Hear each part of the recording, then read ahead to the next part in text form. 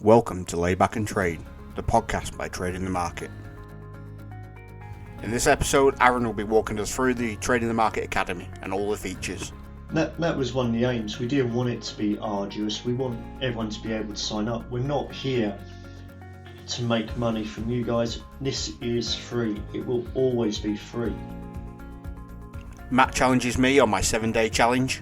So how do you deal with everyone wanting to dissert your every trade, and do you think there is any benefit to people asking this? I can tell you how you deal with it, quite badly sometimes. And Lisa puts James through his paces about his 7-day challenge. I make it sound really simple, but it's... So would you say that they need to learn it first before starting the challenge, so they're not jumping in at a deep end? Then James and myself look over some of your comments on our YouTube videos. This is a positive Discord channel that you later call in Canberra. Not exactly positive, is it? Very positive. To which you responded, I believe it was you, is in a positive environment, the truth is always the way. All this and much, much more on today's episode of Lay Back and Trade.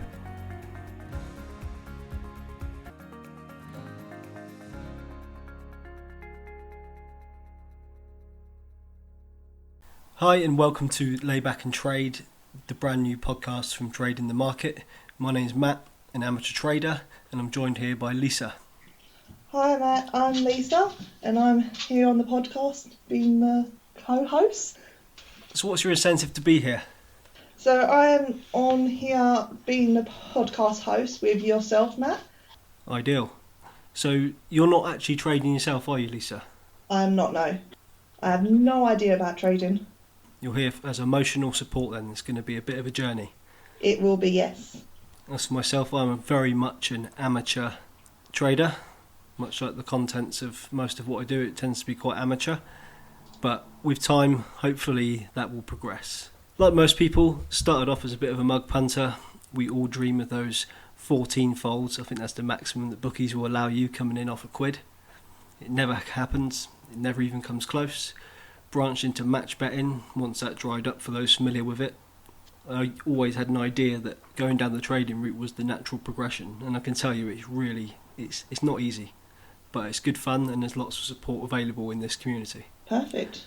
So I'm here with Lisa again, who's going to give you a little overview about herself and her journey, which isn't what you might expect. Lisa, fire away. Thank you very much, Matt. I'm Lisa and I have no idea about trading the market. My husband has forced me into doing this. I say force so lightly because I was willing to do it myself. So we're here going to do this interview with Aaron today, my husband, who is the TTM Academy admin, and hopefully we can get some of these grilling questions you want up to go. Ask me some questions. Right. First question, Aaron. Why did you start the TTM Academy? So the TTM admin started the academy because we were fed up with all these so-called traders online charging an arm and a leg for courses which were basically just regurgitation of the free information that was out there. The academy was Mark's brainchild, initially developed by myself, the initial website, but then Ian took over and made this awesome site that we've got today. There's a fair bit of information on there, isn't there, Aaron? There's a whole section of videos, and I'm aware people, and I've seen the questions asking, when are the videos going to arrive, and that's going to be a work in progress, isn't it? But I can see most menus are catered for. It is. I mean, if we look at the courses we've got available at the moment, there's about 6 or 7 courses that are fully available now for the initial. But what we're hoping to do is expand this to 12 to 13, bringing our total video collection to about 180. The aim is that we are able to cater for most sports, most mentality questions, most development questions, in order to help everyone become this better trader. And not only to become a better trader, but also have a community to back it up and help you understand the questions that are whizzing around in your head. It's going to be quite a library, isn't it? There is, yeah, and we're always going to keep developing this, so it's not just going to be a one-hit wonder. This website's up, it's running, we just leave it. That's not our ambition. We want to keep this updating, keep it fresh, constantly give people something to think about, something to challenge themselves with, and something that will help them better their own trading journey. So how long did it take to set up the academy? Oh, good question. So we started this in the summer of 2022. The ambition was to get it up and running within 3 months. Now that was probably beyond all expectations if we did manage to do that. It was just so much we couldn't complete that. So we had a second deadline of New Year with Christmas, families, bits and bobs getting in the way. Guess what? It went backwards again. I'm not going to blame James because he done an amazing job editing all these videos, but it definitely was his fault that we didn't make that target. So in the end, we released it early 2023, and from there it's just grown and grown. We've not only got courses on there now, we've got our downloads of the Excel data sheets, we've got online tools which are free to use and give everybody that absolute ability to trade markets that they never thought was possible before. I mean, only this week we've added a Dutch incorrect score tool to the academy, which is nowhere else out there, not for free anyway. And it enables you to understand the possibilities of ranges of score lines, so you can Dutch correct score and come away with actually quite a bit of return on your investment. It's also worth noting how easy it is to actually sign up to it, because we've all been through numerous processes where we have to create accounts online, and it can take in some cases up to 5 or 10 minutes re-entering the same details over and over. I've done it in a couple of minutes. You don't have to go through an arduous process of just entering detail, and I think there was a verification email and that was about it. That was one of the aims. We didn't want it to be arduous. We want everyone to be able to sign up. We're not here to make money from you guys. This is free. It will always be free. So we don't need to know your name, your age, your address, how much income you have every month, your bank details. We just don't want any of that information. What we want to do is enable you to sign up so that you can keep track of where you are on the courses. That way you've got your own personal trading course that you can come in, come out, come back in at any time, just to develop your own self. And that low profile is absolutely ideal for individuals like Mark, isn't it? Oh yeah, he doesn't want to be known by anyone. I'm sure he's harbouring a few fugitives somewhere, so he doesn't want to be found by the police. I'm a complete novice at any trading. I look at the numbers and I get completely confused. Would you say trading the market is for people like myself? Yeah, definitely. So we've got, I mean, if you just look at the course page, the very first thing on there is a trading basics guide. So there's 9 different mini courses within this course subject that will take you through everything from how to place a back trade, which most of us who bet on a weekend know how to do, how to place a lay trade, which is in essence you being the bookmaker, you want to say that something isn't going to happen, how to read the Betfair graphs, and all these little bits you need to understand before you go into the big world of trading. So even yourself, and you've had me give you all the jargon on trading and you go, what? No, actually even you could pick this up, and I bet if you followed this through you would have that great understanding of what trading is and what I'm looking for when I'm sat at the desk and you're drinking your Prosecco on the sofa. Definitely, Prosecco all the way. Or the princess juice. Yeah, keeps me fueled. One of my 5 a day.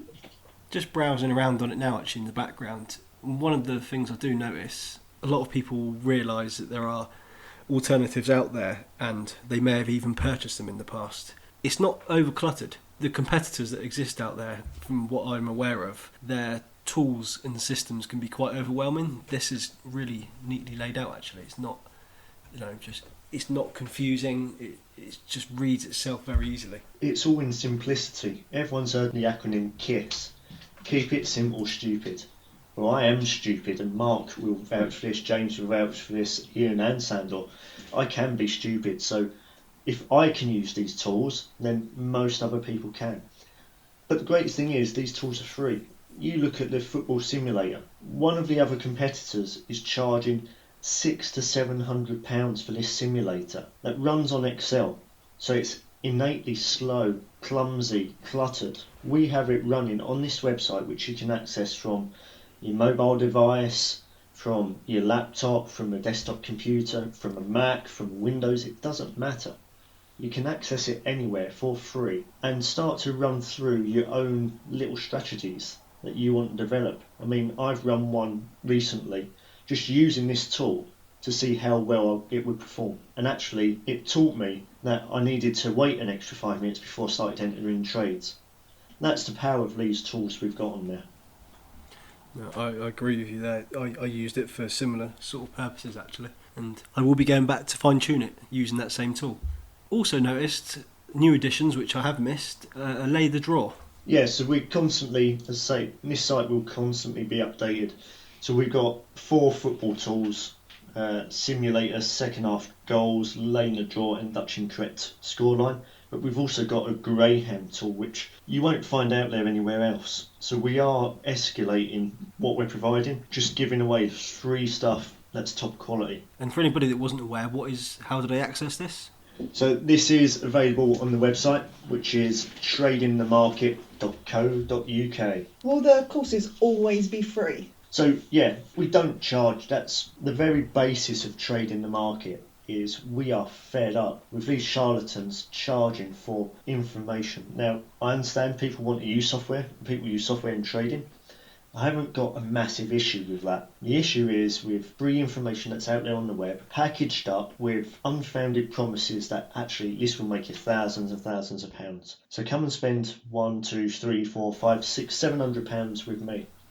You will earn that back in a weekend. Absolute rubbish. And we've got hold of some of these courses, and when we've seen them, there's nothing in there which is special. They all talk about theoretical entry points, theoretical exit points.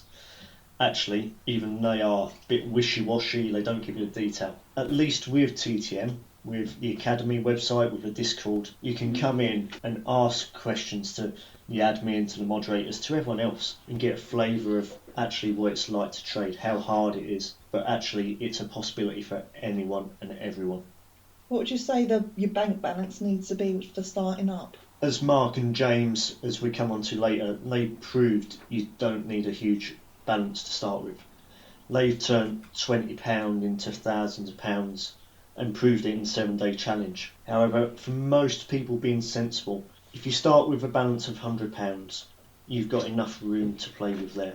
The Betfair minimum liability stakes are £1. So if you've got £100, you've got 100 bets there you can place on Betfair at any time to start building. But if I'm honest, and this is where if I went back to start now I would be doing, ignore the money side of it, ignore starting balance, get a pen, a piece of paper and log on to Betfair. Watch how the market moves, come up with the trades in your head, write them down, write when you would enter, write when you exit, and paper trade for a month, 2 months, because that gives you the confidence in what you're doing. And then when you start putting money on it, you're aware of how it's going to work out, and actually you'll be a better trader because you've sat there, studied the markets and see what they do. So it's time consuming, it's something you need to learn through time. It is a skill, yeah. Despite what people promise out there on the internet, you will not become a trader overnight. If you've been gambling for years, it will take years to get the bad habits out of your system to become a successful trader. If you're coming into this, like yourself, Lisa, with absolutely no idea of anything, if you get the right habits within the first few months, you could turn a profit within a year. It may be small profit, but actually, who cares? It is a profit. Your bank's safe and you're turning that over time and time again. Definitely true. I've heard people say you should treat it like a business, and that's something I should probably do myself. Yeah, so my philosophy is I don't want to give anyone else my hard-earned money. That's exactly what it is. It is, and what a lot of people struggle with is they see all these big names out there throwing thousands and thousands on a winning slip up on Facebook pages with the promises, this can be you. But actually, we've all got full-time jobs, we've got families. So we've got to get mentally prepared that actually this takes a long time. There's no quick fixes with things, is There's there? not, no, there's not. And it's, for me, I work full-time job. I know Lisa does, partly because I work with her for my sins. I'm sure Matt's got a full-time job as well. So we've all got full-time jobs. Then we've got our families with us. So if you just dedicate an hour a day, that's achievable. But if you want to start rushing this through and going, right, I want to do all the academy courses in a night, I want to do all the tool software simulators, spend a night on that, and then go into the market, I would put money on you losing your bank. In fact, I'd probably take it from you. But what you need to understand is you need little and often to get there in the end. I've also noticed it's not betting on or trading on every single game either. It's picking the right ones when you're doing it, and you've also got a good community with the academy, and they'll help you. They'll talk to you what they think is good. If you come up with an idea what you think might be working for you, it doesn't mean it's going to work for everyone else. Exactly, and you're spot on there. To be fair, most of the time I spend trading, in inverted commas, is actually looking at stats, actually looking at profiles, and you know what? I probably spend 10 or 15 minutes in a trade after spending half an hour researching it and getting down to what I want. Saturdays are, if I'm honest, Saturdays are a nightmare. If I didn't have the tools we've got in the academy for picking out second half goals, I'd be lost. I'd be really lost, and probably my bank would have gone. On a Saturday, I will probably do 5 or 6 games. That is it. And that may surprise some people. It's full of opportunities, but I can see why you would do that, because 3 o'clock is a nightmare. Yeah, and you know what? Using the second half goal football tool we've got, I will go on and I will set my criteria. I will hit refresh and select fully match, which shows only the games that fully match my criteria. I will then look at them and I'll go off and research the top 10. If all the top 10 then meet my criteria for the other bits, like distance between the two teams, who's on a winning run, who's on a losing run, then I'll play. If them 10 don't match, that's fine, because I'll just pick another and another and another until I've got my quota. If I don't make a full quota of 6, 7, who cares? There is always tomorrow. And this is something that certainly the trading mentality part of the academy takes you through.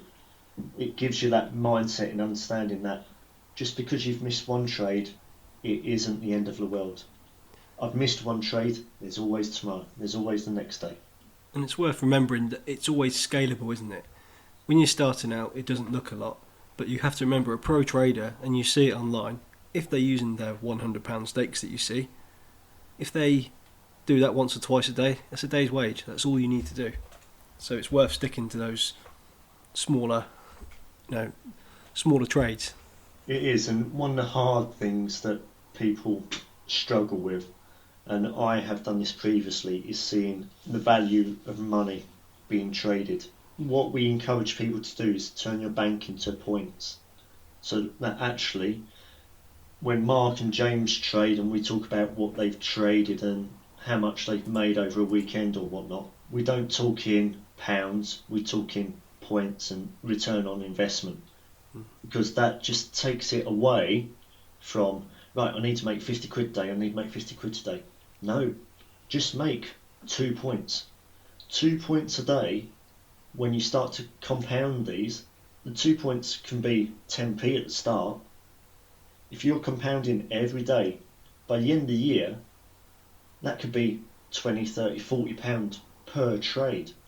If you're doing 5 of them, let's say 30 pounds a day, that's suddenly 150 pounds a day. It so quickly scales up when you're taking your time, choosing the right games or sport or event, however you want to play it, and just being sensible. And that's where people struggle. And I totally get it, and Lisa's seen it. I've made £10 today. Well, actually, I've made 15 points. Great. I've lost £5 a day. I've lost 1 point. There's a difference. It's so much easier to talk about point instead of pound. Also, it's knowing when to stop as well. So when you draw the line and go, right, today needs to end. Do you ever find that really hard to do, or? Okay, so this has caused a few heated discussions within our household. So there was one Friday evening where I'd been doing some greyhound trading in the afternoon, and I was 90 quid up, which was unheard of at the time for me. It was absolutely cracking, and I thought, right, I can make this £100. I can make this £100. Yeah. Miss Know-It-all next to me. As I'm a woman, it is true, we know it all. The gambler's fallacy. Exactly. She went, no, stop. An hour later, I was down at £20 up, and she was like, oh, no, I told you. Did I stop? Nope. No. Yeah. I carried on. Now, I managed to get it back, and luck has a little bit to play with that, but actually, it could have gone the other way, and I could have lost more. And this is why the amount of times, and Matt, I'm sure you've seen us talk about this on the forum, you need to pick your trades for the day and stick to them. Don't think just because I've won all these, I'm going to win the next one. Because if you're laying trades, that next one, despite the fact you've won all them, that next one can wipe all your profit out. Absolutely. I'm always happy to be an example, as I keep saying, of raw novice. But sure, the old habits are still there, and they will be there for a little while, but it's just about controlling that. It is, yeah. And we encourage this constantly. It's threaded through the Academy website that actually limit what you do and you'll be more profitable. Try and trade. It can become an obsession, can't it? It can. It's controlling that obsession. Money brings the best out in people and the worst. Absolutely. And it's something we're trying to help people get around. Yeah, they've got to remember it's not gambling, really. No, there's risk with everything we do. Everything in life has got a risk associated with it, be it high risk, low risk, however you see risk, whatever. But actually, what we try and do in trading is limit that risk to the smallest amount. We want minimum time in the market. We want events where we're quite certain about an outcome. That reward has got to be proportional to the risk. It's no good going after betting £1 to get 100 back if you're betting on over 5.5 goals in every single game, because that may come in once in every 200 games. So we want to limit the risk for a reasonable size reward. If you're getting 4-5% back on your trade, you're doing well. Big banks in London are only looking at 1.5% return on their investment a day. So people going, I want 10, 15, 20% return on my bank every day. It's not reasonable. It's going to destroy you, going to destroy your life, going to destroy relationships. I'm looking forward to hearing that over again, because that's really worth remembering. I do have a few decent nuggets of information. Or one-liners, as you would say. Thank you very much, Aaron. Really good information in there. Lisa doesn't know how lucky she is to live with such a fountain of knowledge, eh? Yes, thank you very much, Aaron. It was good pointers there and lots of information for everyone can follow and get a clearer understanding. So I'll be grilling James very shortly about his 7-day challenge, so that'll be good fun. Yep, and I'm fortunate enough to be able to go off and speak to Mark about his challenge, which he's done over the 7 days. So Lisa, I will wish you all the best in trying to extract blood from a stone. And you too. Thank you.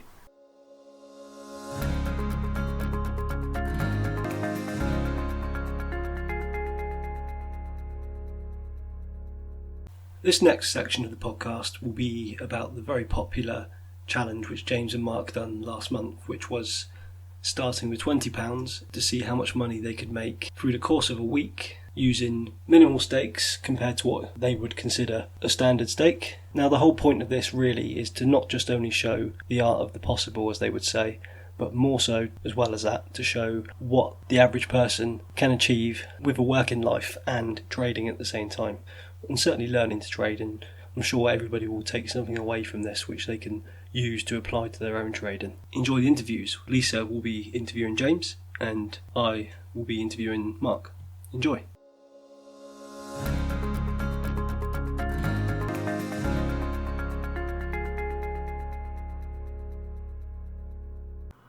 This section now is going to be looking into the challenge that the professionals, Mark and James, undertook a few weeks ago, starting with £20 to see what they could achieve and show the art of the possible. So despite the difficulty of managing to get all 4 people together, I've got the pleasure of asking Mark your questions to see the challenges he faced while undertaking this challenge, while Lisa will have the more arduous task of interviewing James. Hi Mark, thanks for joining me. How are you doing? Hi Matt, welcome. Thank you. Thanks for having me and thanks for taking part in the podcast. It'd be a big task for everybody to listen week in, week out to me and James just talking for an hour. So it's nice to have a few other people involved. So thanks for taking the time to do this. No problem. Thanks for having me on board. So if you don't mind, I'm going to start now by asking you some questions which are coming from the members about the challenge along the way. Yeah, fire away. I'll do my best. So I've got a list here. However, unfortunately, the names aren't attached to them. So the first one is, what did you find the most difficult part of the challenge? Having looked back on what Aaron done after, would you have done anything different? Truth be told, and I think James will probably give you the same answer, the most difficult part of the challenge was the write-up at the end of the day. I could spend more time doing the write-up than I could do trading. But if I was to take it from the trading element of what the most difficult part was, I would say it was having to restrict myself. So it was having to try and trade with the idea in mind that I can't lose this one because I need to build a bank.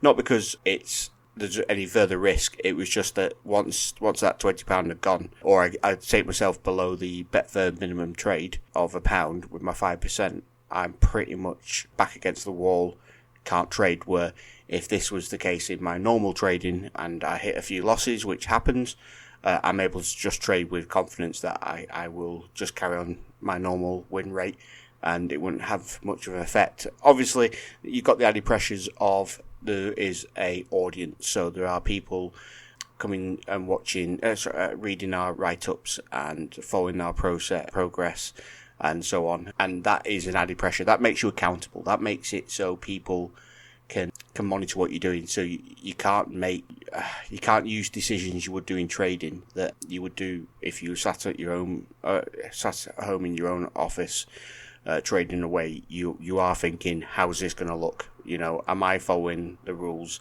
You sort of second guessing yourself along that front. And seeing Aaron's results from the challenge, what advice would you give? Yeah, I would give Aaron the advice of it's all about confidence. Aaron is very good at trading, and he is.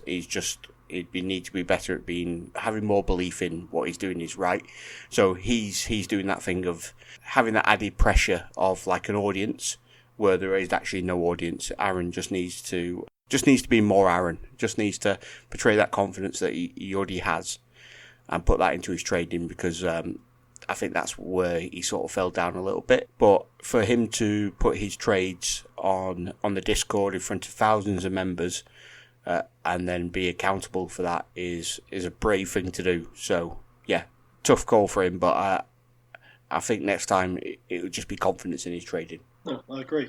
And how long have you been a pro trader now? Pro for about 6 years on trading, and before that I was a gambler as well. So gambling a lot longer than I was trading. Gambling came into trading, so I had to go through that learning curve not so long ago in the grand scheme of things. There are people on the Discord that have been learning or who have been trading a lot longer than I have. But yeah, it's probably about 6 years. It feels a long time and it doesn't at the same time, because I know there are people who take baby steps in doing this. They'll go for a few years, and then after the 5 to 6 year mark, like yourselves, might then look at if they're in a full-time job, stepping back the hours, and they might give themselves years to get to that position where they'll finally take the leap to go full-time. Yeah, and what you'll find is measuring your progress against other people's is probably the biggest killer of traders outside of blowing a bank. And this is because you think, oh, well, I've been doing it for 10 years. He's been doing it for 2. He's more profitable than me. But equally, you didn't have the same resources. You didn't have the same learning material. You didn't have the same mentors. So, yeah, it's for anybody who's been trading a lot longer or getting into it, my advice for them would be just keep going. Absorb as much knowledge from people around you that you can, but just be careful where you get that knowledge from. So you don't want to be taking the advice of somebody who blows a bank every week, but you do want to be listening to those who make sense. because a lot of the time if something doesn't make sense, it's probably because truth was took out of the equation. So it's just being mindful where you get your advice from. And I suppose a way to look at that would be in percentages rather than the monetary value. Oh yeah, of course. All monetary value shows is resource. That's all it does. But percentage shows ability. And if I was employing somebody as a trader, I wouldn't be interested in how much money you've traded. I'd be more impressed with your percentage returns and your ability to turn what percent into what. That'd be more impressive. So if somebody can turn £1 into £1,000, that's more impressive than somebody turning £1,000 into £1 million. Because you have greater restrictions. It is a percentage thing for me, definitely. Like I say, percentage shows ability, value shows resources. That's it. And I suppose that showing that this is your income ultimately, isn't it? This is your job. Yeah, I do have other outside interests. I do have other business interests that have no sort of crossover with trading or anything TTM. But I spend very little time on that stuff.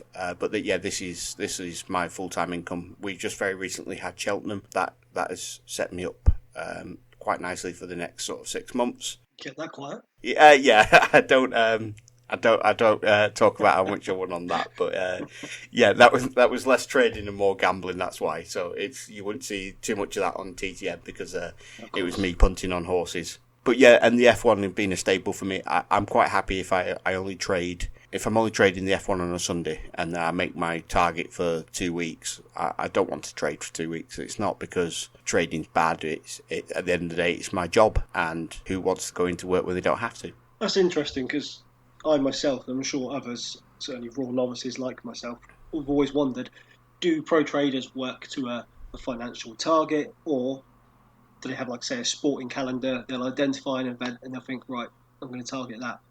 I do have a target each week, and my target just means I cover my costs of living, my sort of general expenses, and the extra money I'd like. I don't need to achieve that target every single week. So if I achieved 150% of the target this week, would I be happy achieving 50% of the target next week? Yes, I would. Yeah, but it's better to have a target which would help you limit your overtrading. And going back to the beginning of this challenge, obviously, yes, this is your job, you're full time. That must have been very difficult going back to playing the smaller stakes, so to say, because you can't build a market, can you, on those stakes, which is something I know you've said before you like to do in certain events. Yeah, a lot of my trading in F1 and some of the lower leagues, English leagues in football, my trading is by developing the market myself, which that command over the market and that forcing the market into a certain pattern or affecting the market to think one thing's going to happen when in general it won't. I can't really do that on the stakes that I had for this challenge. Starting off with £20 or £20 for anybody who's not familiar with quids. Starting off with £20, I had sort of like, I became toothless in any form of aggression in the market.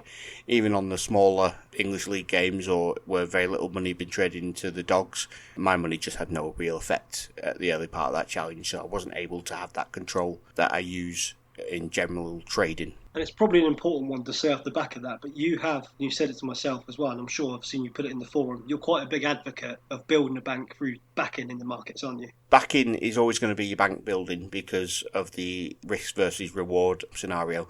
So unless you're laying at 1.01 on events and hoping that you're going to get that chance and it comes in more than one time in 100, you're not going to make any real money from laying to start with a small bank anyway. If you wanted to build your bank, it's about backing, just because your risk, you can keep your risk minimal to the reward that you get back off it. So it's ideal to start with backing. Not saying it's exclusive, especially if you're fairly new to trading as well. Understanding backing is a lot easier to understand coming from a gambling background than it would be, say, to lay something. As even experienced traders I've seen struggle with shared liability. I remember in the forum, in the golf section, there was a couple of people trying to work out if they could lay the course on golfers achieving, I don't know what it was, but they were trying to work out what they need to be profitable for laying 20 golfers, and they back themselves into a right hole. Yeah, even for experienced people, laying can be complicated. So I would stick to back betting until you get, or back trading, should I say, until you get a bank where you can comfortably lay without risking more than your 5%. Painful to hear that. That happened to me in my first ever attempt at a correct score Dutch, where you say they got themselves into a hole through laying. The score was coming in a bit quick, so I thought, oh God, I need to find a way out here. It didn't go well. Having a position open in the market can be sort of an overwhelming thing, especially if you've got several lay positions opened up in a Dutch. You have to sort of think about the outcome of each trade separately, but as a collective. And until you've got a bit of trading experience, I'd just stick to backing or laying single events. The laying correct scores has its advantages, but equally does backing and Dutching using our new tool of the standardised deviation. Painful lessons are worth learning from, so it's good to get out in the open. Hopefully I'll be one who learns from that. Yeah, consider it not a loss, but consider it an investment into your own learning. There are people in our Discord that are willing to pay for courses. I say to them repeatedly, don't pay for the course, use the money you were willing to spend on that course, load that into your exchange and be ready to lose it, because you losing that money will teach you far more about trading than it will be through paying for somebody who actually doesn't know what they're doing to tell you what you don't know how to do. So I'll ask another question now, Mark, and I think it's quite a good one. During the challenge, how did you prevent yourself from over-trading if there were still good opportunities available on the day? I think this is an easy one for me because over-trading is something I've already dealt with. Over-trading is a mentality, and it's one that you have to overcome. If you don't overcome it, then you will always over-trade. So if there is an opportunity to still trade, if I've made my target, then I've no need to trade. Again, as I said previously, it's a job, isn't it? And you don't want to stay back and work when you sort of aim for free time. I traded more during this challenge than I do on any normal week, and it was exhausting trying to find the opportunities and to try and make yourself accountable. It became a struggle, or it became an effort to look for stuff. I could go, you know what, I've made my money. And I think you'll see in the challenge that I can't remember what day we started on. It might have been a Friday or a Thursday, but I took the Saturday off, and it's going to be mental for people to think that a pro trader 7-day £20 challenge, biggest trading day of the week is Saturday, and this guy's took it off. And that is a testament to the fact that you don't have to trade every day. You don't have to trade all day. It should still be fun. You should still enjoy it. And trading should be a pleasure. The moment it becomes a chore, it's probably because you're over trading. Very well said. People can obviously sit there for a whole weekend. I've done it myself. Peaks and troughs, up and down. You get yourself into a great position, but because there's more football to come, you then find yourself down. It's highly unlikely for novices, I suppose, to maintain a positive trajectory throughout an entire day. What I will say is I always talk about this, and I talk about this a lot with the admins and in the mods, and when I spend any time talking one-on-one with somebody, it's all about points of failure. So the more you trade, the more points of failure there are. So in engineering, they try to limit the amount of points of failure there are in order to keep a machine, whatever structure, for it to work without it failing.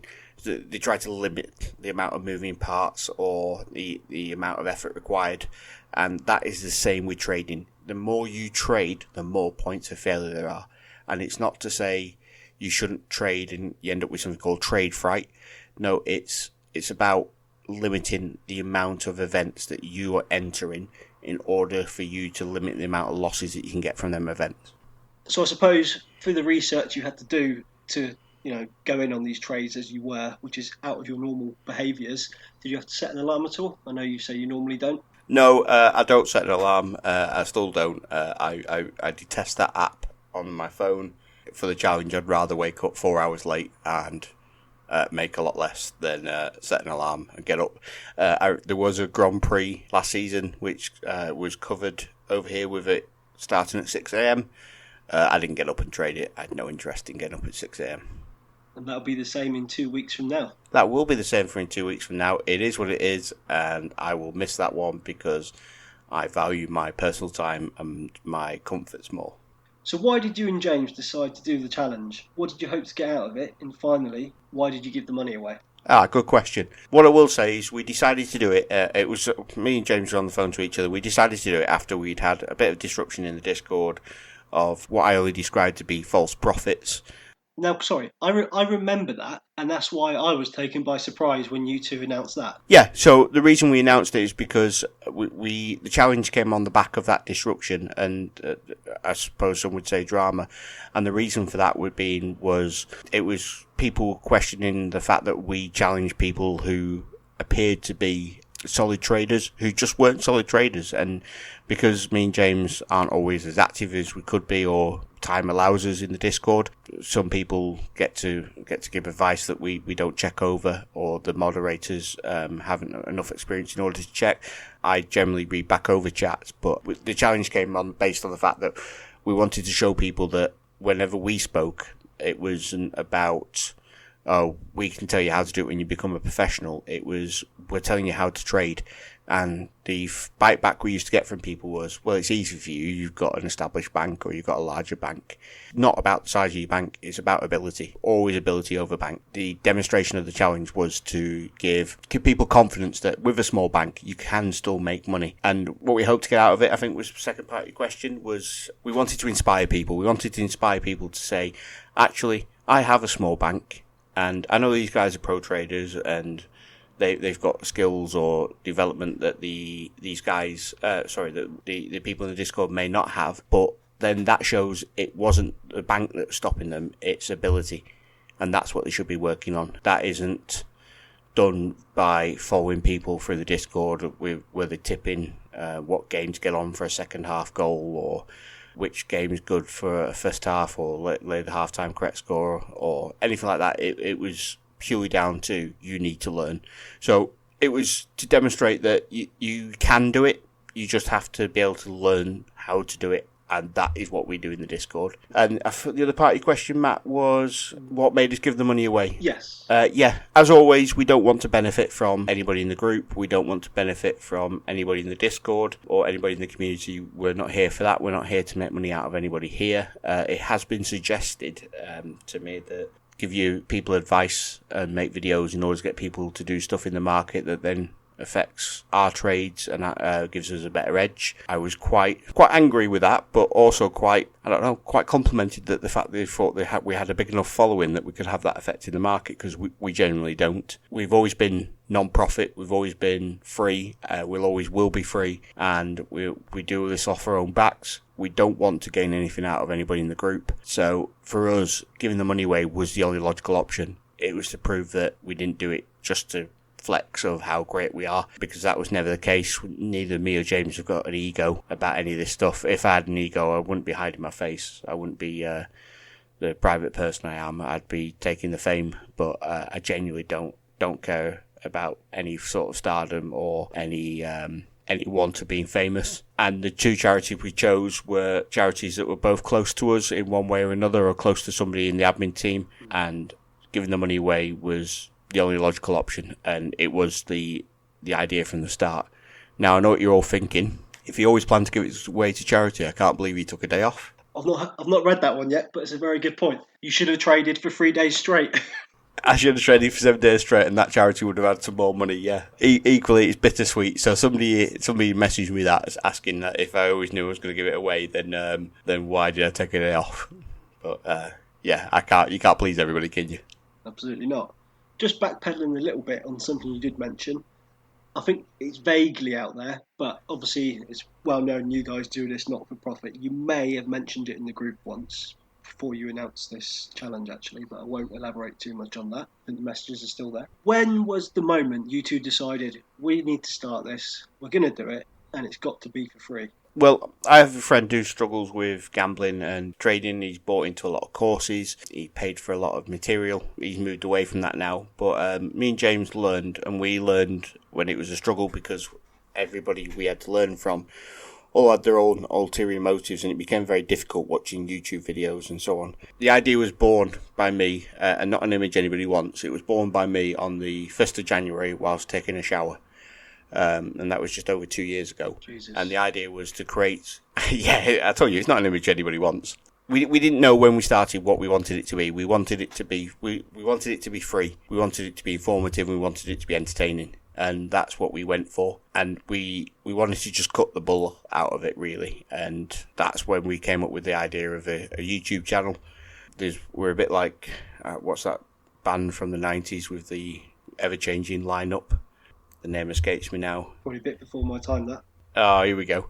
I think, the Sugar Babes. We're a bit like the Sugar Babes, where our lineup has changed a few times and we've had people involved that are then sort of fallen by the wayside because we only carry on with people who follow our ethos. Like I say, always meant to be free. The Discord started therefore after, when we used to get lots of questions and we used to get lots of emails of people trying to sort of learn or trying to ask follow-up questions on the videos, and the Discord became the most logical idea in order to have that open forum. And myself and James have been part of many, it kills me to say it, many Facebook groups where people can post stuff and ask questions. But I remember when I wanted to post something and ask a question, it had to be approved by an admin. So somebody had to approve my question or approve a post I wanted to make. And I always think when it's so heavily limited or censored, then the information that you're receiving is being controlled, and we feel everything should be open and up in the air and free. And we didn't like that controlling nature. So we do have some rules in the Discord about what can and can't be posted, but that's only as a protection for the people in there. But the free idea of trades. So on the day recording this, somebody's asked for a CMG bet group. That's a paid for service, not one we promote. The guy who created CMG Bet is in our Discord. One of our members has asked for the room so they can discuss how to use the software they've already purchased. Yeah, no problem. It's not something we endorse because we only do stuff for free, but it's a tool that people have. It's a powerful tool. And if people need advice on it, then take the knowledge of the people that are in there. I didn't know that. About the creator CMG Bet being in our Discord. Yeah, I didn't even know what CMG Bet was myself, but that's probably not something we're going to go into on the podcast. It's probably time for a different podcast, to be fair. But it's software, data-driven software that runs on your PC or I believe Mac, and it's the creator. Like I say, the creator of it's in the Discord. He's quite happy to answer questions on it. But that's the beauty of what we do. That's the beauty of trading the market is the fact that it's a community, and there are people outside of that community that all have similar ethoses to us that we can share with. And again, that's the beauty of it. And there's nothing wrong with promoting the right people. No, of course. I'd never tell somebody directly go and pay for something or go and buy something. I think the only thing we've ever been guilty of is making Bill Gates a little bit richer with the amount of people that signed up for or downloaded Excel in order to run the sheets. But even then, we eventually found a free for version of the Google Daily Sheets, so people didn't have to do that. If ultimately we are trying to make it free all the time, every time, and by doing so, there is certain costs involved in what we do, and myself and James just cover them costs. Well, rightly so, you make enough.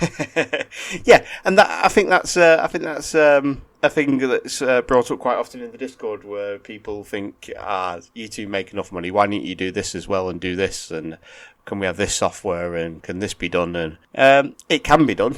Yeah, it can be done for a cost, but we need to weigh up what the benefit is to the people in the Discord, and whether we're trying to compete with something that's already out there that's free, or whether we can make a free version of it slightly better or slightly different. So, for example, on our Academy website, which I know you've been talking to Aaron about, is a football simulator. Now, this football simulator is loosely based on another simulator made by another company, where we've adapted it to make it better. It's now available rather than being through a Microsoft program.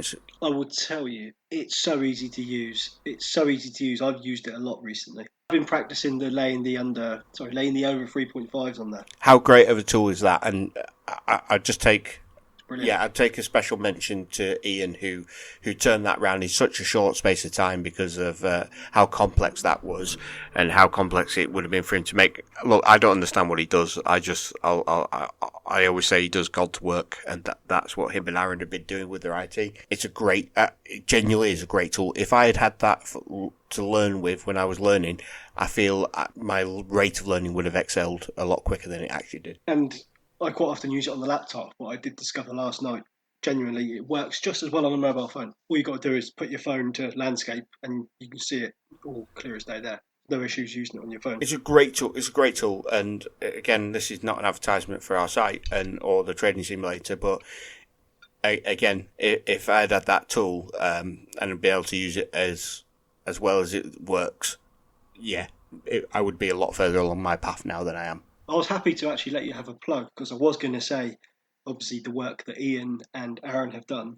You're talking about the Excel spreadsheets, but all of that now, from what I can see, is on the Academy anyway, because that's where I was accessing Greyhound information from because I couldn't access it through the Excel sheets. Yeah, and I will plug Aaron and Ian. And Aaron's been with us a lot longer than Ian has, and the amount of hours them two men and Aaron over the fact he's been there longer, the sheer amount of hundreds, if not 1,000 hours put in by them in such a short space of time in order to advance a community for absolutely zero pay. So they don't earn any money out of TTM, as TTM is a non-profit. We don't make any money really.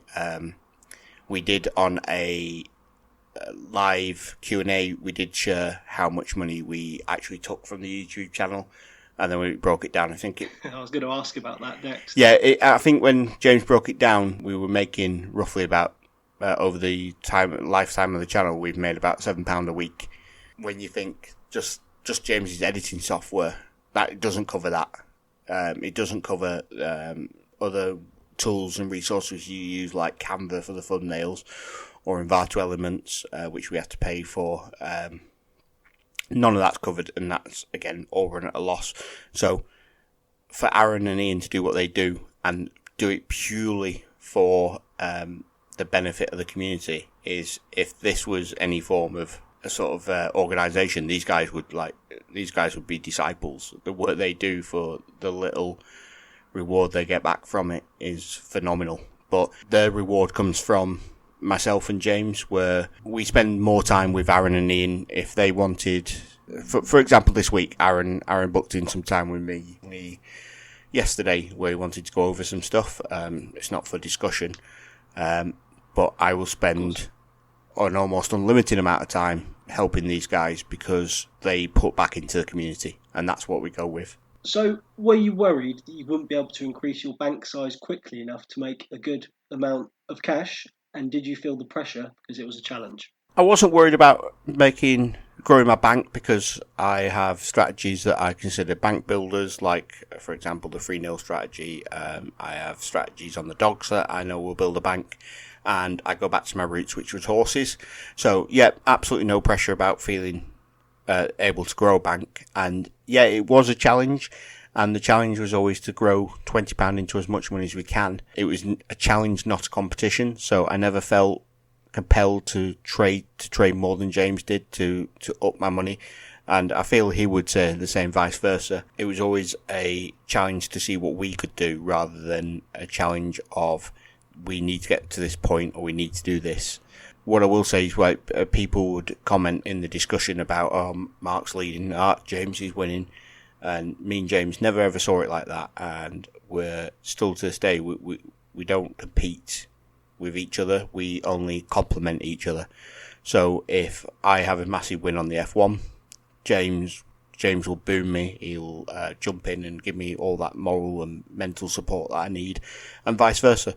And James, when he cleans up in football, I'm there being his number one fan, cheering him, and it sounds a bit cheesy and a bit corny, but that is generally what's going to be what will make you a successful trader is surrounding yourself with people who genuinely want you to win. And of course, because football's something I know you're not familiar with, are you? So having a guy like James in your corner, you can sort of ride on those coattails, can't you? Yeah, I suppose you could put it like that, but football is something I am very, very familiar with, as you very well know.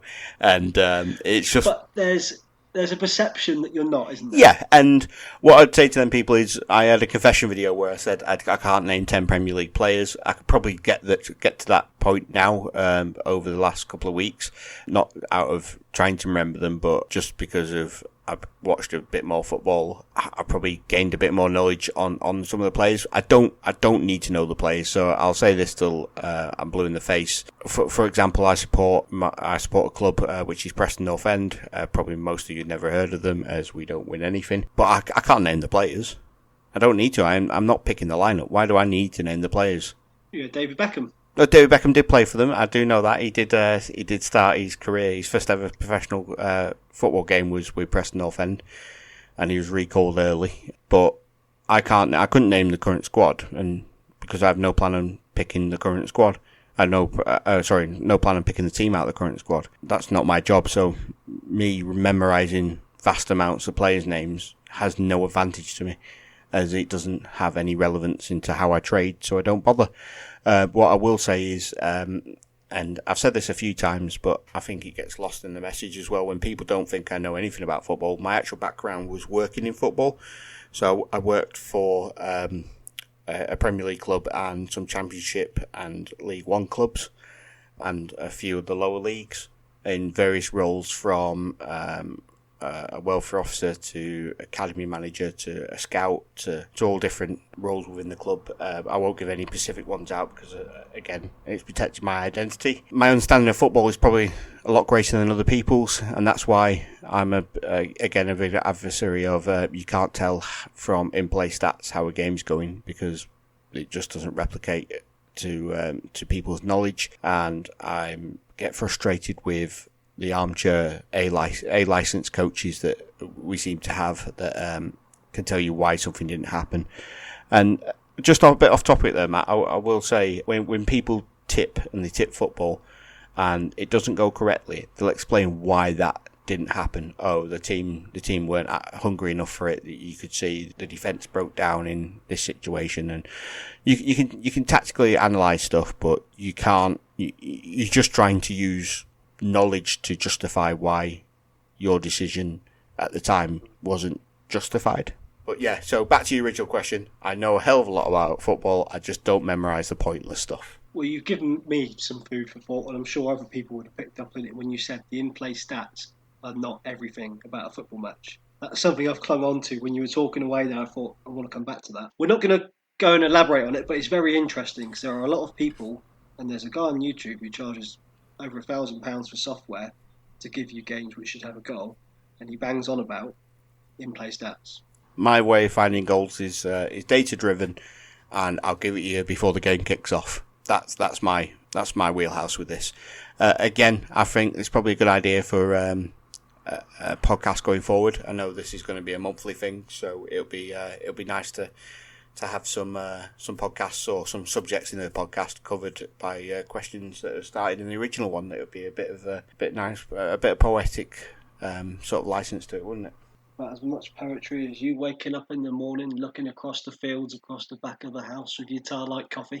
Yeah, it's. I did want to make it interesting reading. I did want to make it so people were engaged. You enjoyed that. You enjoyed writing that. I do, yeah. I may not be involved in every video I was in. James will record it and edit it and put it out. At some point, I've probably written the script or edited the script for that. I enjoy writing. I enjoy numbers. Although I get holes picked in my spelling a lot. Again, I don't think you need to memorise large combinations of letters to make up a word. You can get your point across and people know what you mean, then so be it. But yeah, I do enjoy the writing element of it. So what were your main concerns, if any, with undertaking this challenge? I think my main concern was going back to my roots and how disciplined I've now become to how I was.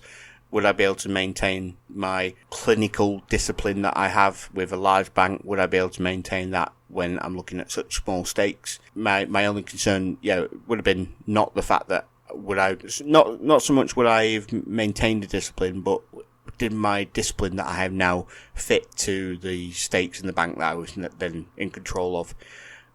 So it's been a long time since we've traded with small amounts of money, and again, not a flex, but different trading style. It's a different different mentality. So yeah, that was my worry, is that could I adapt back into my old mentality.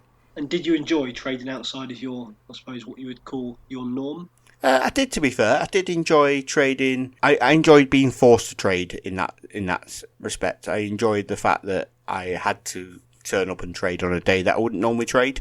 So then it sort of challenged me to find opportunities where I wouldn't have normally looked for it. I did get lucky with a couple of trades. When I say lucky, just the odds were in my favour, not the fact that I picked something and it happened to happen. It was just the fact that I got good odds on it when the odds, in my view, should have been a lot lower.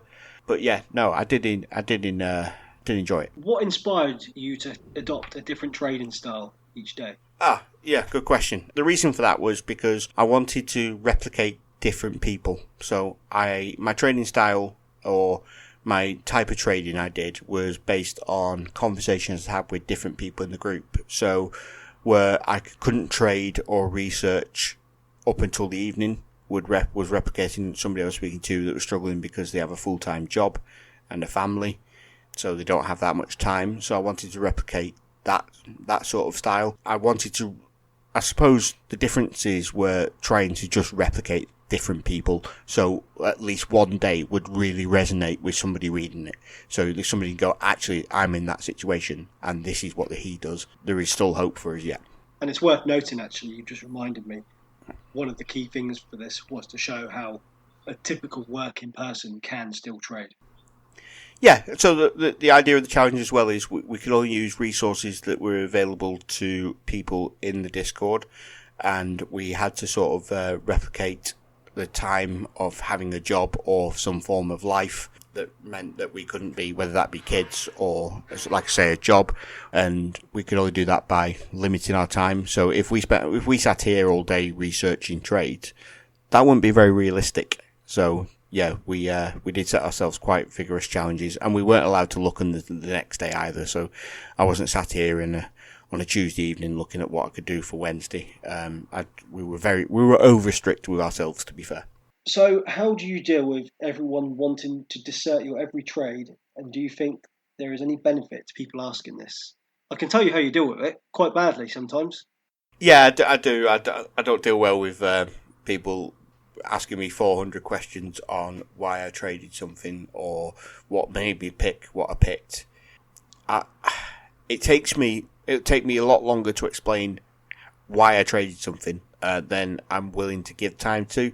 And it's not like a selfish thing, but I spend 20 minutes profiling a football game. I can't talk you through 20 minutes of what went on in my head or why I chose to do something. I don't think you'll have any advantage in dissecting or sort of investigating my trade and what I did.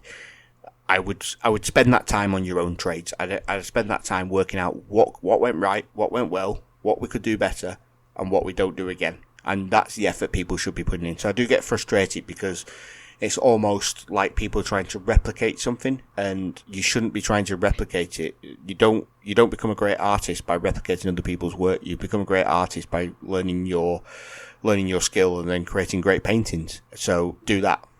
And profiling is obviously a conversation for another day, a very good one, because I would struggle to look at where I spend 20 minutes looking at a football game, and I'm sure there are many who feel the same. Yeah, well, I'm currently recording, so I've been recording today, this morning, the start of a mini series of profiling football games. Football, obviously, something I know very little about. I've spent time, like I say, this morning creating this video, which will be out before the podcast, and I will endeavour to answer any questions, or we'll do a feature on profiling in the podcast. Now, I suppose I've only got one more question for you to answer, and it's more of an open one for you. What is the biggest thing you took away from this, and what would you expect the community to take away from it? The biggest thing I took away from it, I would say, is we probably didn't give the community enough sort of guidance on on how to trade, in the sense of we gave voice to too many false prophets.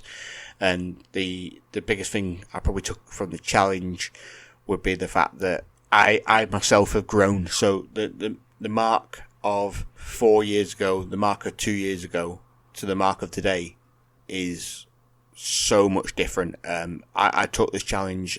If I'd gone back 2 years and done the 7-day challenge, I don't think I would have been as successful as I am today.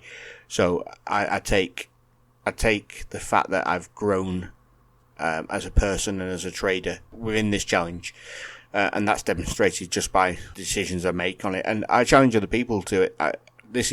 I'll throw down the gauntlet. Do your own 7-day challenge. Publish it on Discord.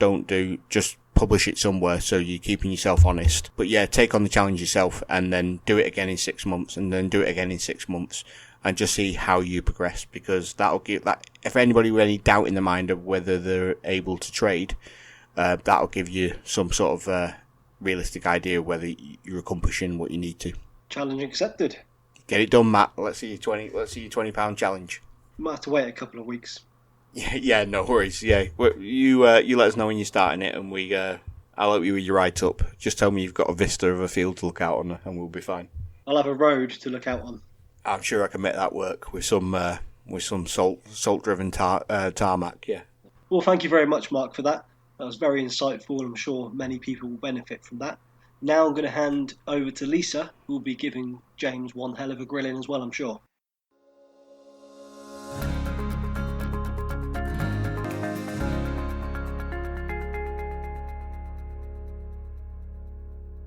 Hi, I'm Lisa. I'm here with James today, and we're talking about the £20 challenge. James, would you like to tell me a bit more about that? Yeah, so basically the £20 challenge was me and Mark going back to the smallest bank we could in relation to be able to back and lay with obviously the £1 minimum charge on bet for, over a 7-day period, seeing where we ended up with. What was the hope you planned to get from the challenge? Basically just to show people like the art of the possible, basically. Yep. So obviously everybody with a small bank thinks they can't trade. It's not about how much money you've got, it's about what you do with it, basically. How did you feel about going to such a small challenge? Mixed emotions. It was quite exciting actually, because obviously the shackles were off, I could do whatever I wanted, and on the other hand I missed out on a week's worth of wages, so not too great. What did you find most difficult about part of the challenge? In the beginning, obviously, with a £20 bank, it limited. Obviously, it's easy to back, but if you're laying, your liability is always higher. So with £20, it's very hard to lay some selections. So yeah, pretty much that was it. Because obviously, how do I say this? Odds are 3. If you're laying with £10, your liability is 20. So obviously, I couldn't do that because we could only risk 5% of the bank. How did you overcome it? I backed every selection until I made money. Was it with smaller numbers, like your smaller bet first and just hope for the best? No, there was no hoping for the best. Obviously, we have tried and tested methods that we use on all sport, like even the greyhounds. Like we have tried and tested methods for the greyhounds. I can easily put a £1 back bet on in the place markets and build money from there. Tennis is another one of mine that I always like to do. And obviously laying at the very lowest odds on tennis, your liability is minimal, so you can make huge profits as well. So yeah. Cool. Were you ever worried you wouldn't be able to increase your bank? No, and that's not me having an ego, but obviously, Mark and I have been doing this for many, many years. We know what we're looking for. We know when to leave things. I was very, very confident. Well, you are both like pro traders. Yeah. How many years have you been doing this? Myself? Yeah. Pro, probably 6-7 years now. Been a gambler for a lot longer, obviously. But yeah, turned pro about 6-7 years ago. Did you feel the pressure when you knew it was a challenge for charity? No. It was something Mark and I spoke about before the challenge. There was no way we were going to keep the money for ourselves, obviously. TTM has always been free and always will be free. It was actually Mark's idea to do the challenge and obviously give it away to charity. It would have been a nice cherry on the cake, basically. Yeah. And obviously we have 2... Did it feel like... No, we're going to say we have 2 charities that are close to our hearts. One is obviously for my wife. She had a relative that died, and obviously this charity looks after her, so I gave the money to them. So that's good. Yeah. Sometimes it's nice to have something that's close to the heart as well. It has more meaning to it. Yeah, it's a local charity as well, so yeah, it's definitely. Good. And any charity is a good charity, like to put money towards. True. So, did you feel like going back to the start when you was only betting on £20? In a way, I suppose, yeah. But obviously, I mean, I've said it just before. Like, I know exactly what I'm doing, what I'm looking for. I know I mean, there's certain things. Obviously, we've got all these videos that would show people how to trade and things like that. But I do have certain tricks of the trade where I have an edge, and I will use that edge to make money. Don't give away absolutely everything, because if we were to do that, I would lose my edge. So, we all need a bit of edge. Yeah. So I don't mind telling a few people, and obviously, like Mark knows, Aaron knows. We've got he doesn't know them all just yet, but there's a few things that we do that are just money makers. You can spend money around in no time. Definitely. Would you advise other people to do the challenge? Yeah, most definitely. Yeah. I mean, going back to what I said before, like, people obviously think you need thousands and thousands of pounds to make thousands and thousands of pounds, and obviously we proved that over 7 days that you actually don't. All you need to do is know a strategy, stick to what you're doing, know your discipline, compound your bank, and away you go. I make it sound really simple, but it's... So would you say that they need to learn it first before starting the challenge, so they're not jumping in at a deep end? Yeah, definitely. Knowledge is definitely key, and we've always said with regards to strategies, it's no good jumping around to different strategies. Oh, I've lost money on this one, forget that one, I'll jump to another one. You've got to manage your strategy, learn your strategy, know it inside out, know what happens on every outcome. As soon as you master a strategy, you'll know the signs, you will know when to get in and out, and you will make money. So it's having discipline and a structure. Yeah, towards discipline, 100%. Discipline is probably the key to everything. Definitely. Any concerns with the challenge? In what way? What do you mean? So, like, did you feel like you couldn't make as much money with it being such a small bank, or the pressure was on that you wanted to get as much money as possible for the charity? So any like those concerns? No, not really. I mean, obviously we knew what we were going to do with the money in the end, and no, there was no set figure or there was no one-upmanship between Mark and I. It was never about who was going to win or anything like that. It was basically just to show what is possible. Even if I'd have finished the end of the week on £100 and Mark had made 20 grand, it's fine. End of the day, we're still both in the green, so we support each other. And yeah, it's got quite a good community, really, isn't there? With Mark and Ian and Aaron and Sandor. There's quite a lot of yous who do a lot of, between like admin and co-hosting, and just a big support network, really. Yeah, and it's ever growing. Like I say, I mean, obviously it started out. We've had a few different members of TTM over the years, and they've left us, but it is what it is. At the end of the day, TTM is kind of magnetic. It will draw more and more people in. Definitely. So, what videos would you recommend to new persons starting? Right, well, we'll just put all marks aside and just go and look for mine, yeah? So there's lay over 3.5 goals, yeah? Yep. Lay the half-time correct score. Lay the favourite. No, I'm joking. Watch every single video. And find their own. Yeah, you got to trade niche what you enjoy, whatever sport you enjoy. If you don't like F1, don't trade it. If you don't like tennis, don't trade it. Do you feel that you need to know a sport to trade it? It does help. I mean, you don't need to know like who's playing. Like in football, obviously, Mark always says he doesn't know the names of the players, which is fine. You know what I mean? I trade on football games in many other leagues around the world. I've not a clue who these people are, but obviously, I know what I'm looking for with regards to odds and certain time frames and things like that. You know what I mean? So, and obviously, we do have one of the greatest free databases going that you won't find anywhere else, and this will tell you the likelihood of goals or no goals, or you know what I mean, lay the draw, whichever. Has the database made it simpler for you? Yeah, 100%. Yeah, 100%. I commend Aaron until I'm blue in the face. The man is an absolute legend for what he's put together. I mean, we always had spreadsheets, but we had hundreds of spreadsheets. We would pour through the spreadsheets for hours and hours. And even before the spreadsheets, we used to manually do this. I used to go on soccer stats and literally work these things out for myself. So I could literally sit there for a couple of hours only looking at a few games. And the rest of the games for the day, I wouldn't even have a clue because I've not even looked at them. But obviously, Aaron's built the sheets. They're now Aaron's sheets. Aaron's doing God's work. You know what I mean? So, yeah. He'll get a big head. Oh, he deserves his big head. Like I say, we get up in the morning now. I mean, even to the point with Ian as well. Obviously, Ian's put it on the website. It's just 2 areas where you can go straight over and away you go. But yeah, what took me a couple of hours to find a fair few games on a Saturday can now take me less than 10 minutes. Are you sure they're not marks? It definitely marks, but they're no Aaron's.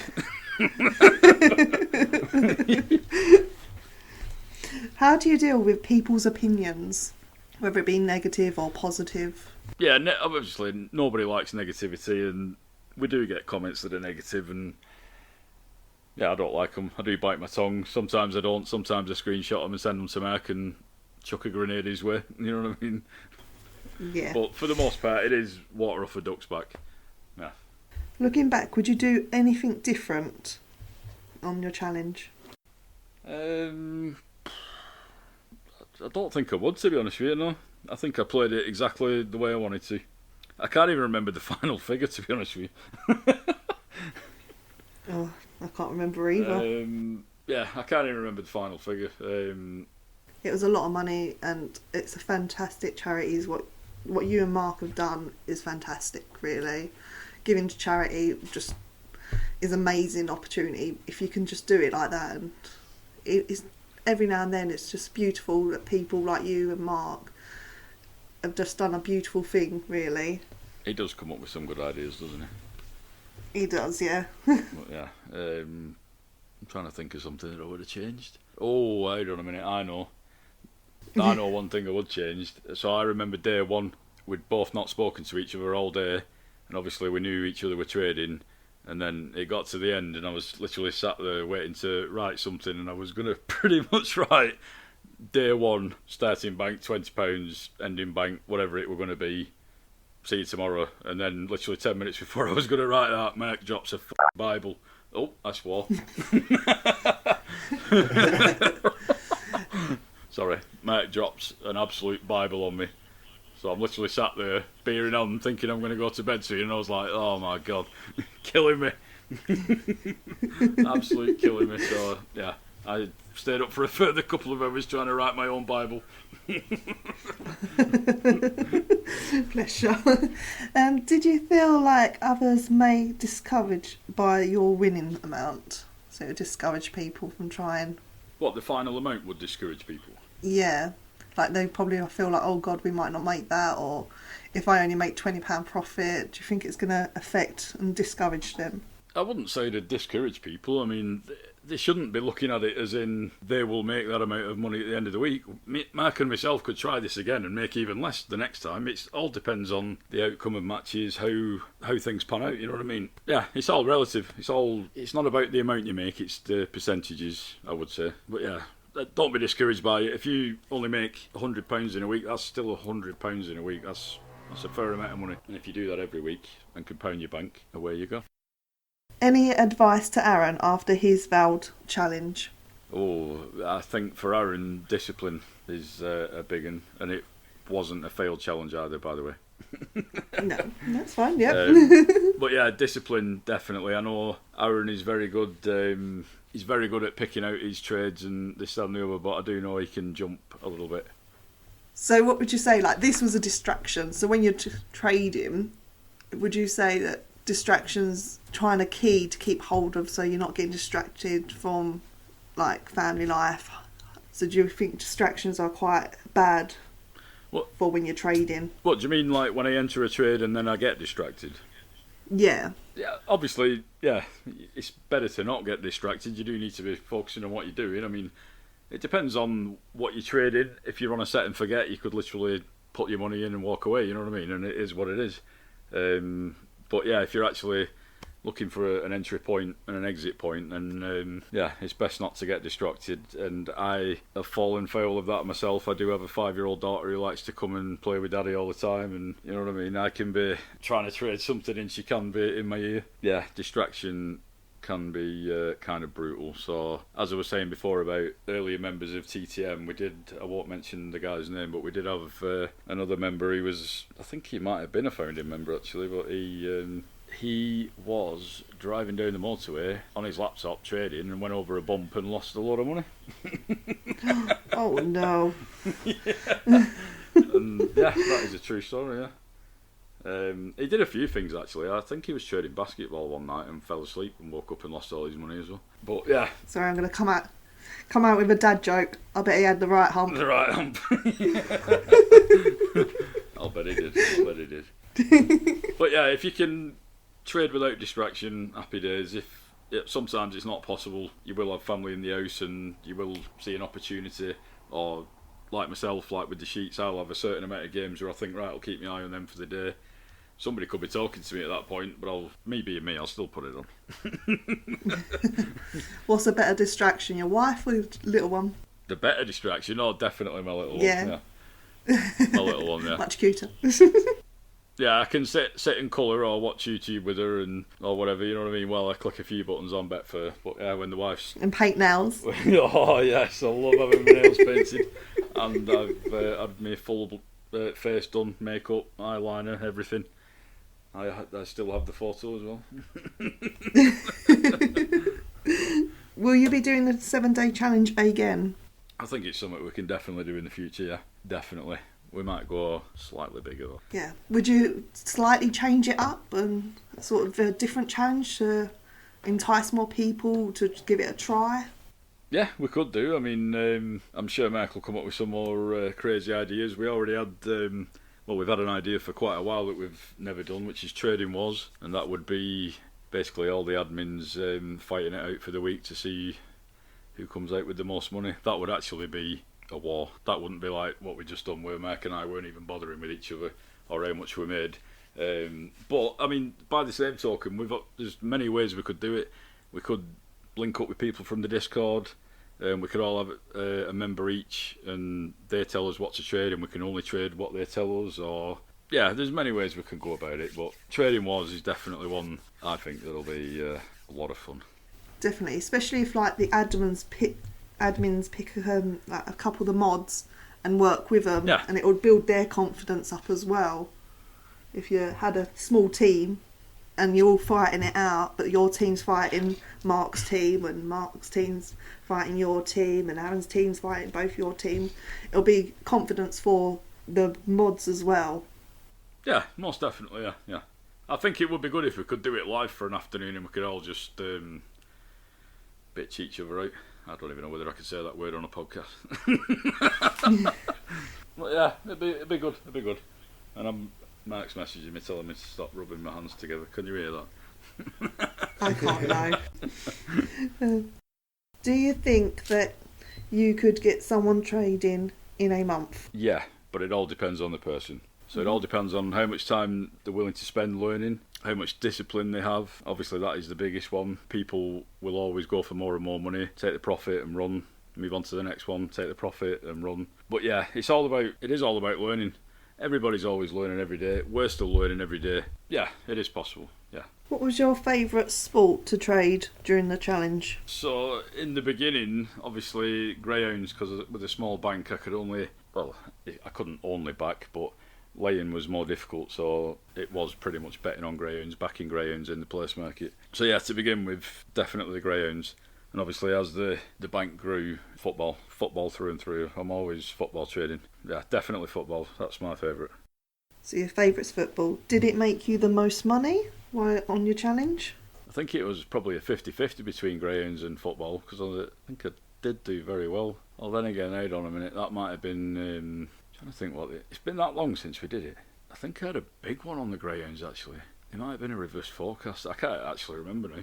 Next time we do a podcast on something, let's do it 2 days after we did it, and then I can actually remember what we did. Daddy brains. Yeah. Oh my god. Yeah, it's definitely greyhounds or footballs. Definitely. Your two favourites. Yeah. I mean, I love tennis, and I'm liking F1 at the minute, but I have to thank Mark for the F1. Obviously, I jump on chat with Mark. He doesn't tell me what he's doing, but he tells me his thoughts, and then I'll just go and do what I want to do. So, like, in the last race, he was telling me he was laying Verstappen, and I was backing him. And we both won, so happy days. Is it better to trade with friends like Mark and Aaron, or go it alone? definitely always better to trade with friends. It's always good to have somebody to sound off. Imagine trading on your own and you've got nobody to talk to, like not even the TTM community or anything like that, and you just literally sat there, you're in a pickle, you don't know what to do, and then you just end up making more and more mistakes. If you've got people that you can talk to, you can both bounce ideas off each other, help each other, both, well, catapult yourself forward, really. But yeah, I wouldn't be the trader I am without Mark. No two ways about it. And I would hope he'd say the same thing. I'm pretty sure he would. Definitely. So we'll quickly go back to your 20-year-old you. So, what advice would you give yourself? Any mistakes you've learnt from? Quite a laid-back guy. I don't really make mistakes, and I don't dwell on them either. So you're quite laid back. Does that influence your trading then? Yeah, I don't panic. Yeah, like obviously some people could put large amounts of sums on and sit there sweating. I've always been very laid back anyway, and yeah, don't really panic. I don't sit there worrying. We've always said anyway, once you put money into the market, act like you've lost it anyway. So if you've lost it and you get it back, happy days. But yeah, I can't actually remember the last time I panicked over a trade. So before we go, James, is there anything, any thoughts you would like to add? Just going off the last one, maybe have a goal and work towards it, probably, if I could tell myself anything. And spend every day working on achieving that goal. Probably say, be more like James. Chilled. That's my advice. And ready to go. Chilled and ready to go. And drunk. And once the day is done, crack open the juicy IPA. Definitely.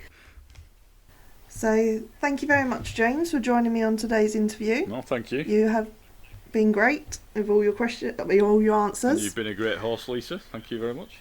Thank you very much. So, off to James and Mark for talking about the podcast. Bye.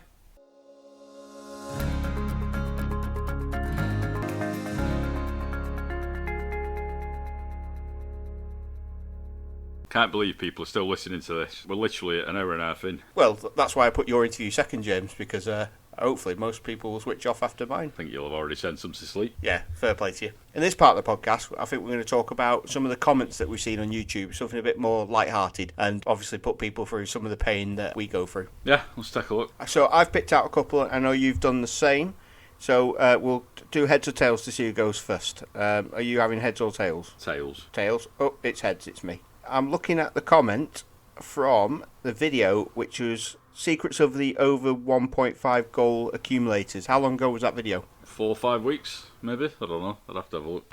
Yeah, 4 or 5 weeks. No worries. The comment on it is, and this is one of my favourites of comments of all time, is from 1 month ago. Nice one, Graham. Thanks, Graham. Nice one, Graham. Who you did respond, in all fairness, to the comment with, who the hell is Graham? Oh yeah, I did, yeah. I remember it. That's my all-time favourite comment is, nice one, Graham. There's literally nobody ever in TTM called Graham.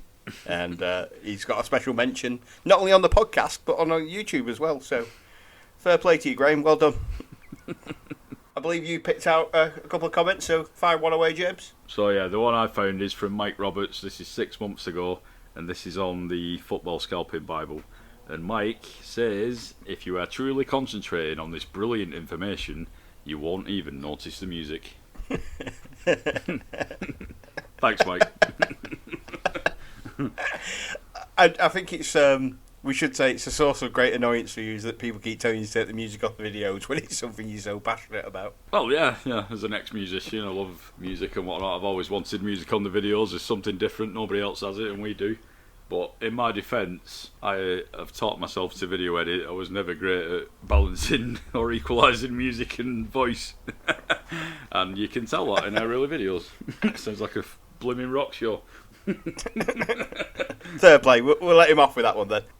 So in another comment, we have, I don't understand. 1 minute you're saying this is a positive Discord channel, that you're later calling Canberra a not exactly positive, is it? Very positive. To which you responded, I believe it was you, is, in a positive environment, the truth is always the way.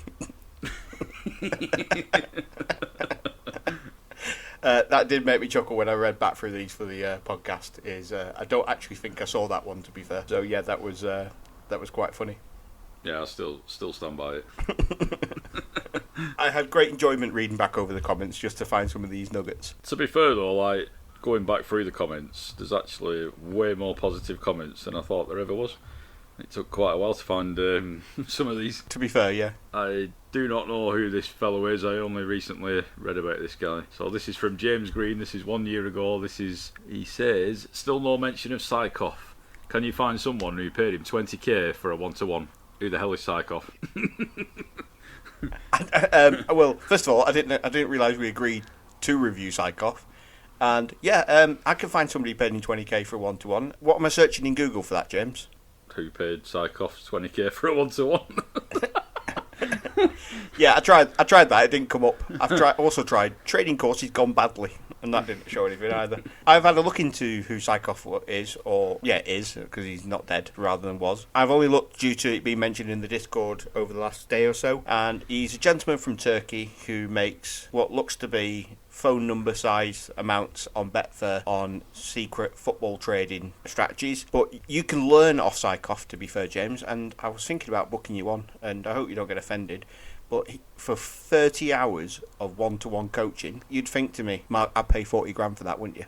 But you'd be wrong, James. You can have it for £39,999. Wow, 39,000. I've signed us both up. If it had been 40,000, I wouldn't have done it, I'll be honest. It's too much. It's too far. For secret strategies. No, you do get lifetime access to his Telegram group, but he's an older gentleman, so what might be his lifetime won't be yours. Not to say he's going to go anytime soon, but don't think lifetime's going to be the next 50 years because he looks about 60 now. I could pretty much guarantee we'd sign up for 40k and realise that he's doing the exact same thing we are. Just playing our videos. And at this moment, I've created a website to sell my courses for 37,000. I said there was a limited time offer in the Discord today where I said if somebody pays us a tenner, we'll have a beer with them on voice chat. For a tenner? Yeah, terms and conditions apply. Like, we'll be on mute, you can talk, we may not necessarily be there. I'd have stretched to 15, I could have got 2 pints out of that. No, you buy your own drink. Oh, what's going on? No. Put 15 in my PayPal, I'll get a couple of IPAs in, and I'm there for an hour, it's fine. An hour? Oh, that's better than I was going to give him. Mine was going to be the time it took me to have a drink. And the terms and conditions were, it was my drink of choice, I was just going to shot of tequila.